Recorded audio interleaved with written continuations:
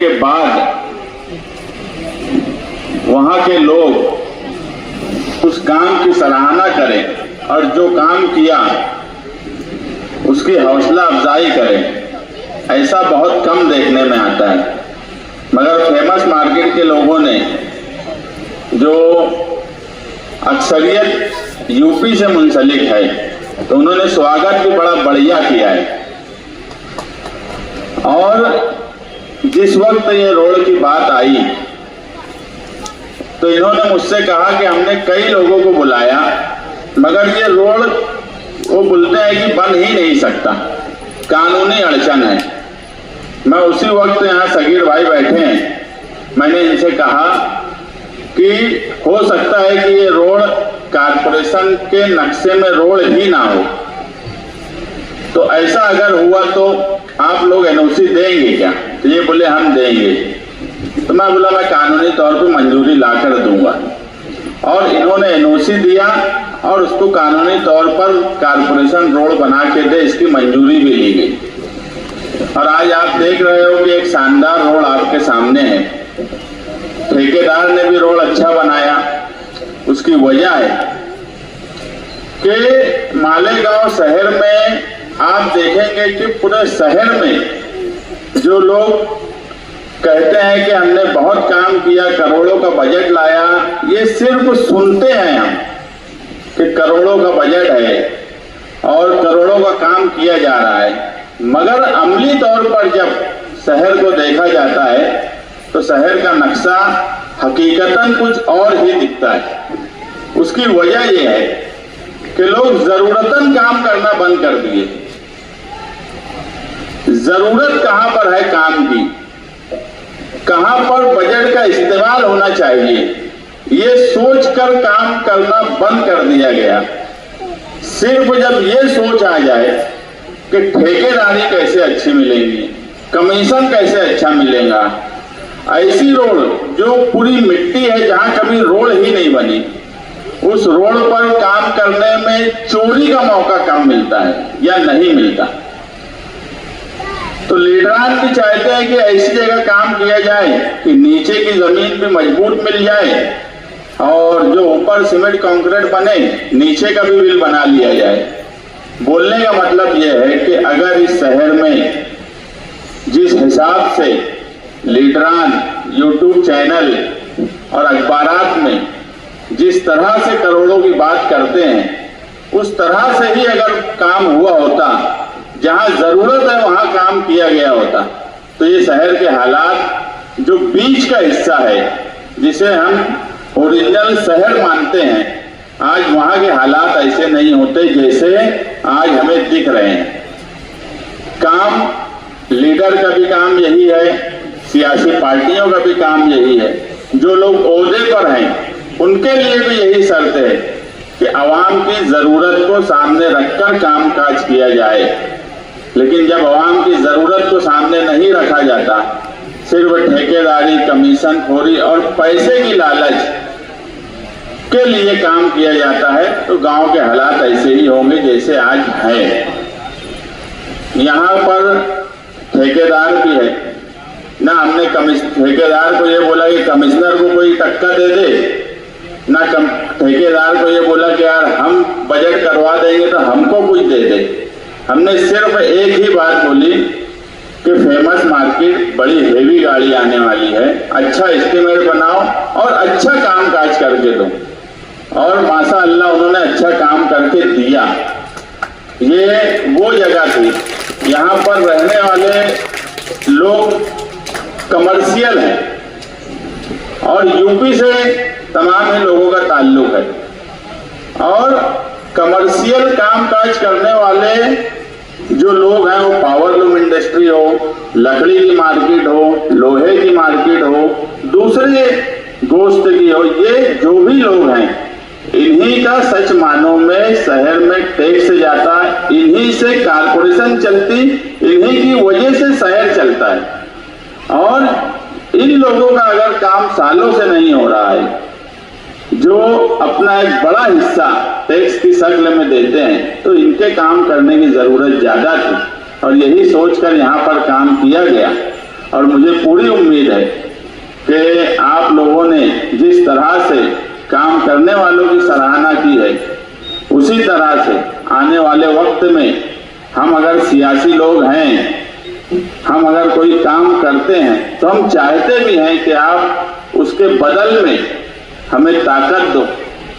अगर जो भी इलेक्शन आए, अभी कारपोरेशन का इलेक्शन है, अलग अलग हिस्से से लोग हैं यहाँ यूपी के, आप लोगों का एक बड़ा ताल्लुक यूपी वालों से है, क्योंकि सब सेठ लोग हैं, सेठ लोग का ताल्लुक जरा ज्यादा ही रहता सगीर भाई, सभी लोगों से रहता है। तो मैं यही चाहूंगा कि आने वाले वक्त में पार्टी भी तुम्हारी है, यूपी वालों की है, हम भी यूपी वाले हैं, तुम भी यूपी वाले हो, तो आने वाले वक्त में अच्छे लोगों को नुमाइंदा बनाओ। इस शहर में सिर्फ आने वाला इलेक्शन सिर्फ कारपोरेशन और रोड गटर का सवाल नहीं है, आज वो बात यहाँ करने वाली नहीं है, मगर जो हालात हैं, जन्म दाखिले से लेकर दूसरे सारे मसाइल, हर चीज की बुनियाद कारपोरेशन से ही है, हर मामला कारपोरेशन में ही है। मैं इससे पहले भी बोला था कि अगर छावनी पुलिस स्टेशन, किला पुलिस स्टेशन में किरीट सुमैया के आने पर दबाव में हेल्थ ऑफिसर ने एफआईआर की थी, अगर वहां पर अवामी बॉडी होती तो क्या हेल्थ ऑफिसर इतनी हिम्मत कर सकती थी? ये सारे जन्म दाखिले के जो मामला चले, अगर तहसील ऑफिस बोलता है कि 1044 दाखिले हमारे पास से नहीं गए और कारपोरेशन बोलती है कि आए हमारे पास, अगर हम वहां बैठे होते और हम एक ठहराव कर देते अक्सरियत से कि इनके ऊपर तहसीलदार का एफआईआर होना चाहिए, दूसरे दिन एफआईआर होती। बोलने का मतलब ये है कि ये इलेक्शन हर तरीके से सोचने का, समझने का, और जो हालात बने हैं इन 8-9 महीने में, सारी चीजों पर गौर फिक्र करके आप कोई फैसला करिए। बहुत से लोग ऐसे हैं जन्म दाखिले में जो यूपी से आए यहाँ पर, वो बड़ी तादाद परेशान है, हम उनकी भी मदद कर रहे हैं। हम जो भी काम कर रहे हैं किसी एक बिरादरी का नहीं कर रहे हैं, क्योंकि इस शहर में आफत कोई एक बिरादरी के नाम से नहीं आई है, मुसलमानों की अक्सरियत होने की वजह से आई है। इसलिए हम तमाम ही लोगों का कामकाज करने की कोशिश कर रहे हैं कि मुसलमानों को जो तकलीफ दी जा रही है उसमें कैसे आसानी पैदा हो, हम कानूनी तौर पर उनकी कैसे रहनुमाई कर सके, इस तरह से हम लोग कामकाज कर रहे हैं। और हम आपसे भी यही उम्मीद रखते हैं कि आने वाला वक्त जो है वो सोच समझ के फैसला करने का है। आप सोच समझ के फैसला कीजिए। आप लोगों ने यहाँ बुलाया, एक बढ़िया प्रोग्राम किया, उसके लिए मैं आप तमाम ही लोगों को मुबारकबाद देता हूँ कि अगर कोई काम करता है और उसकी इस तरह से हौसला अफजाई होती है तो हम में भी जज्बा बढ़ता है। ये मैं नहीं बोलूँगा कि मैं तारीफ का भूखा नहीं हूँ, अगर काम किया हूँ तो तारीफ भी चाहता हूँ कि हो। झूठ फसाद सियासत में बोलना मुझे पसंद ही नहीं है, और अगर हौसला अफजाई होती है तो काम करने का जज्बा बढ़ता है। और इंशाअल्लाह मैं आप लोगों के साथ, फेमस मार्केट वाले यूपी वालों के साथ हर वक्त इंशाअल्लाह खड़ा रहूंगा। शुक्रिया। सिफत मैंने कम लोगों में देखी है, खास तौर पर मैंने देखी है तो आप उत्तर प्रदेश के लोगों में देखी है। अभी हम लोग आ रहे थे, आपने इस्तकबाल किया, इतना शानदार इस्तकबाल किया। यकीनन ये सेवा जो है वो उत्तर भारतीयों का है। हम आप नए आए हुए शहर में हैं, लेकिन हम भी उत्तर भारतीय, मेरे वालिद भी उत्तर प्रदेश के बाराबंकी के थे। मुस्तकीम के रिश्तेदारान जो हैं उनका पूरी खानदान सीतापुर में है। और मैं महसूस करती हूँ अगर आसिम भाई के पास और आसिम आजमी साहब के पास जाओ तो वो बराबर अपने देश के लोगों के बारे में पूछते हैं। टिम्बर मार्केट वालों का हाल क्या है, लोगों वालों का हाल क्या है, सालों वालों का हाल क्या है।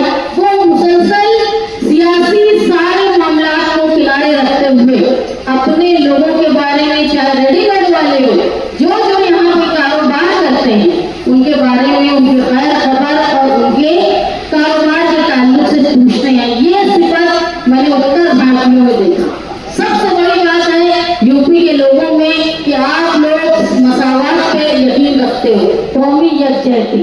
अगर आप देखेंगे कि 5 मुसलमान एमपी दिया है उत्तर प्रदेश में, तो वहां पे 4 एमपी जो है वो अखिलेश यादव जी ने दिए।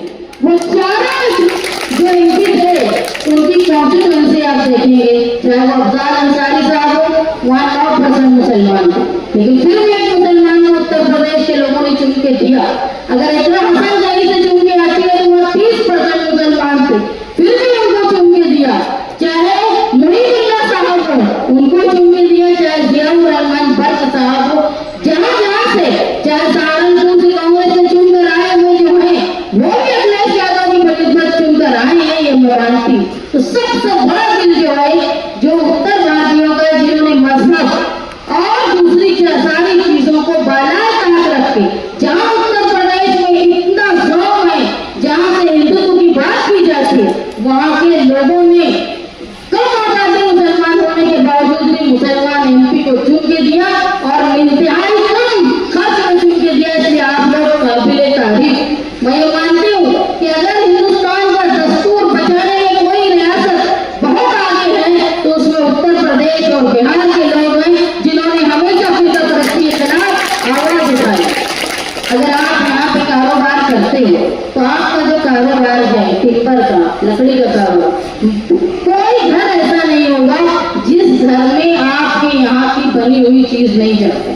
खुशी की बात हमारे लिए ये है कि आप लोगों को यहाँ बाजार लग जाने से, जहाँ हमको मईशत का फायदा हुआ, टैक्स मिल रहा है, वहीं हम जो लोग नदी के उस पार जाते थे अपने सामान खरीदने के लिए, आज आप लोगों के यहाँ बस जाने की वजह से मशरकी हिस्से में लोगों को मगरिब के हिस्से में जाने नहीं पड़ रहा है। और अगर आप यहाँ आकर कारोबार कर रहे हो तो ये कोई बड़ी बात नहीं है कि मालेगांव ने आपको अपनाया। बड़ी बात ये है कि आप यहाँ आके कारोबार कर रहे हो तो 10 दूसरे लोगों को भी मालेगांव के कारोबार में हिस्सेदारी दे दो। मेरे साथ मैं साजिद बैठी है जो वायरमैन का काम की, ये आप लोगों की वजह से यहाँ वायरमैन का काम मिला। यकीनन ट्रॉली वालों को आप कारोबार में उनका रोजगार बनाते होंगे, हम वालों का, चाहे वो नट बोलर बेचने वाले, आपके इस कारोबार से 10 और खानदान जो है वो कारोबार कर रहा है। ये काबिले तारीफ बात है। और मालेगांव शहर का जेवर रहा है कि मालेगांव शहर ने हमेशा आने वालों का इस्तेमाल किया है और अपने जिस्म का हिस्सा, अपने शहर का हिस्सा इसको माना है। आप तमाम लोग जिस जोश के साथ हमारा इस्तेमाल किए, यकीनन आने वाले वक्तों में चाहे पार्टी की बात हो, चाहे कौम की बात हो, चाहे आपके कारोबार की बात हो, हम लोग हर वक्त आप लोगों की तकालीफ में हमदर्द बन के, जिस तरह आप अपना सोच के हमारे पास आएंगे, यकीनन उससे ज्यादा हम आपके लिए करने की कोशिश करेंगे। बस ये है कि हमको मिलजुल कर हर तकलीफ का मुकाबला करना है। जहाँ हम अक़लियत से ताल्लुक रखते हैं, वहाँ अगर हम पे हुकूमत की किसी तरह की जबरदस्ती होती है तो मिलजुल कर हमको काम करना है। मालेगांव शहर में कारपोरेशन के इलेक्शन आ रहे हैं, कारपोरेशन का इलेक्शन, जहाँ आप यहाँ कारोबार के लिए अपनी दुकानें बनाए, आप लोग यहाँ आबाद भी होंगे, कई लोग नहीं, बड़ी तादाद में लोग जो आबाद आए वहाँ पे लेआउट की खेती का मसला है। आज लाखों लोग मालेगांव शहर के इस मुसीबत में आ गए हैं कि उनका घर कायम रहेगा कि नहीं। अगर कारपोरेशन में समझदार लोग और कानून जानने वाले लोग नहीं जाएंगे तो ये जो बस्तियां बसी हुई है वो उठाने की नौबत आ जाएगी। इसलिए सबसे जरूरी है कि आने वाले कारपोरेशन इलेक्शन में काम करने वाले लोग, कानून जानने वाले लोग और तुम्हारी हिफाजत करने वाले लोग, तुम्हारी हर तकलीफ में खड़े रहने वाले लोगों का साथ दो। और हम जब आपसे वोट मांगने आए तो आप ये याद रखो कि हमने आप लोगों के लिए क्या किया है और हम लोग क्या करते। मजहब के नाम पे बड़ी बड़ी बातें करना और खड़े होकर स्टेज पे तकब्बुर की बात करना, ये हम लोगों ने नहीं सीखा। साथी निहाल अहमद साहब ने सिखाया था कि फलदार दरख्त हमेशा झुका हुआ होता है। इसलिए जो काम करता है उसको नदामत से रहना चाहिए ताकि हर तबके का आदमी उससे आसानी से आके मिल सके। हम लोग कभी तकब्बुर से बात नहीं करते क्योंकि हमको लगता है कि लिहाज ऐसी चीज है कि अगर हम तकब्बुर से रहेंगे वैसे तो हमारा खून में तकब्बुर नहीं, लेकिन तकब्बुर से बात करने वालों से लोगों को झिझक महसूस होती है। मैं बहुत अपने आप को खुशनसीब समझती हूँ कि हर तबके का आदमी, चाहे वो हमारे ऑफिस में आने के लिए बिना तकल्लुफ के वो आता है। उनको ये नहीं लगता कि हमारा आना इनको बुरा लगेगा। ये सबसे बड़ी हमारी ताकत शहर में आया ये मानते हैं। जिस तरह आपने आज बुलाया, जब भी आपकी तकलीफ होगी हमको आप बुलाएं, और हमको जब जरूरत होगी तो यकीनन हम आप लोगों को बुलाएंगे। मुझे बोलने का मौका दिया, शुक्रिया। कई लोगों को दिखाया, लेकिन हमारा कोई पुरसाने हाल नहीं था, हमारी बात को सुनने वाला कोई नहीं था। हमने शाने हिंद का हरा और मुस्तकीम डिग्निटी के पास जब गए, उन्होंने लब्बैक कहा हमारी आवाज पे और चल कर आए। ये रोड देखने के काबिल नहीं था, ये रोड पैदल चलने के काबिल नहीं था। उन्होंने हमारे अहवाल को देखा, हमारे दर्द को देखा और लेकर चले गए कारपोरेशन में। मेरे भाइयों, उनकी मेहनत रंग लाई और कमिश्नर साहब चलकर आए। उन्होंने इस रोड का मुआयना किया और उनके खुसूसी फंड से आज ये रोड आप लोगों के सामने है। मेरे भाइयों, मैं सबका नाम नहीं लेना चाहता, लेकिन सगीर भाई, हबीब भाई और मार्केट के दीगर तमाम अफराद इस रोड में मिलजुल कर हिस्सा लिए हैं, जिनकी बदौलत और जिनकी कोशिशों से हमारे सामने ये रोड, अजीम रोड तैयार है।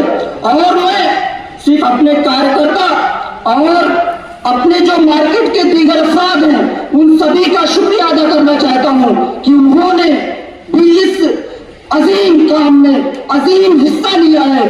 तो बिला किसी तमहीद के मैं फिर से मुस्तकीम डिग्निटी साहब का शुक्रगुजार हूं कि उनकी कोशिशों रंग लाई है। तो मैं अपने तमाम मार्केट के मेंबरान की तरफ से आपका शुक्रगुजार हूं और इस मार्केट की तरफ से मैं आपसे कहना चाहता हूं कि अगर आगे चलकर हमारे वजह से या हमारे लिए कोई काम आए, कुछ काम हो सके, तो हमको याद करिएगा। हम तन मन धन से आपकी कोशिशों में, आपके लगन में लगे रहेंगे, आपको नहीं छोड़ेंगे, क्योंकि हमारा काम, जो काम हुआ है वो कभी हमने सोचा नहीं था। और मैं शुक्रगुजार हूं इस रोड को बनाने वाले ठेकेदारों का। उन्होंने जो ये काम लिया, हमने ये भी नहीं सोचा था कि वो काम इतना अच्छा कर गुजरेंगे, लेकिन जहां तक हमारी नजरें दौड़ रही हैं, हमने ये काम बहुत ही अच्छा लग रहा है। हमें उम्मीद नहीं थी कि ये रोड इतना अच्छा बन पाएगा। तो बिला तमहीद मैं तमाम मार्केट की तरफ से मुस्तकीम डिग्निटी साहब और शाने हिंद निहाल साहिबा का इस्तकबाल और खैर मकदम करता हूं और इन्हीं बातों के साथ मैं अपनी बात को खत्म करता हूं। शाने हिंद निहाल अहमद साहब जिंदाबाद। हुआ है तो हम सब का ये अहद बनता है कि हम आने वाले हर एक इलेक्शन में जब भी वो खड़े हों तो उनके साथ, उनके कदम से कदम मिलाकर चलेंगे ही, बल्कि उनको वोट देकर आगे बढ़ाने का काम करेंगे और साथ ही साथ उन अपने चाहने वालों से और भी वोट खींच कर लाने में उनकी मदद करेंगे। बस यही बात कहने के लिए मैं यहाँ पे खड़ा हुआ था। मेरी बात अधूरी रह गई थी। शुक्रिया।